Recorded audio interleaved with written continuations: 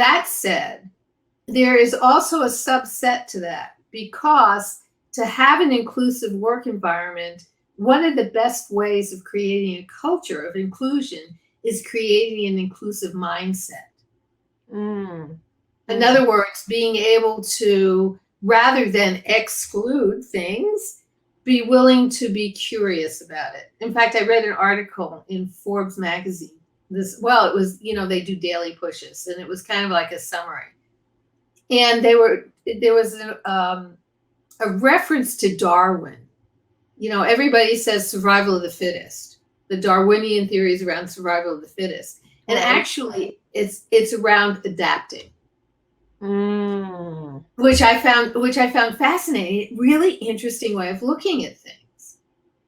So for example, if we exclude new ideas that don't align with our thinking, for example, are we willing to adapt our thinking to incorporate the possibility of something bigger than what we know, which then can lead to something that is enduring within the way we live our lives? Or are we willing to venture out of our comfort zone and engage in activities or experiences, again, that will help us to adapt to new environments, new opportunities that we may not have seen before? So, and in doing that adaptation, we're able to take advantage of more things that come our way. And not only are we able to take advantage of the things, we can even recognize them. Previously, we would not even recognize them. But if we look at it from the impact of excluding fresh ideas, excluding people that have diverse backgrounds, excluding market opportunities that seem to be outside our wheelhouse, so to speak.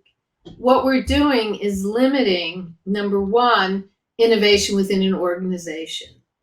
Because innovation springs from a diversity of thinking, a diversity of perspectives. So when you have groupthink, people are it's like being in an echo chamber. You're constantly reinforcing what you know. But when you have another opinion that comes from outside, like a third party, for example, you're going to see other opportunities that, in fact, could create resistance because it's disrupting the status quo. Or it could be seen as the possibility of saying, I hadn't thought about it. It's another dimension, or it's another facet of the jewel of creativity. I love it. So one is organizations risk losing innovation and creativity. The other is they are jeopardizing their ability to attract and retain top talent. But there's another piece to it, which is the incoming workforce, the younger generation. And they're demanding something entirely different, which is they are demanding diversity of organization. They don't want to work in an organization that doesn't include people that look like them, especially in leadership roles. They won't do it. That's fascinating. It is fascinating. They won't work with organizations that don't have a purpose. They are demanding some type of social responsibility on the part of the organization, so that the organization has a greater purpose other than just making money. So now you have to think about that within the context of workforce planning, strategy. How are you going to attract these new workers? But I want to get back to your question about inclusion, because it starts with each of us individually. Are we coming from an inclusive mindset? Because it will generalize to the way we interact in our work roles, as well as our personal roles. Mm. So it's really important because we are a microcosm of what's happening all around us. True that. True You that. know. Yeah. Yeah. Yeah. Yeah. Yeah. Yeah. You know? Well, I think that we have, and I had the same conversation with with the student last night about curious. She can't understand why people aren't curious and so forth. Well, they are curious, but they're curious about things that may be different than what we're curious about. Okay. Okay. I can buy that. And the other thing is that it takes a level of courage to be curious. Okay. Yep. Okay. Devil may care. Yep. You got it. I mean, when you say, gee, tell me more about that, or I'm curious about that, all of a sudden you're indicating in a very subtle way that you don't know something. Yeah. Yeah. You're right. Yeah. You're absolutely right. You're absolutely. And so what happens when people don't know something, or they think that other people don't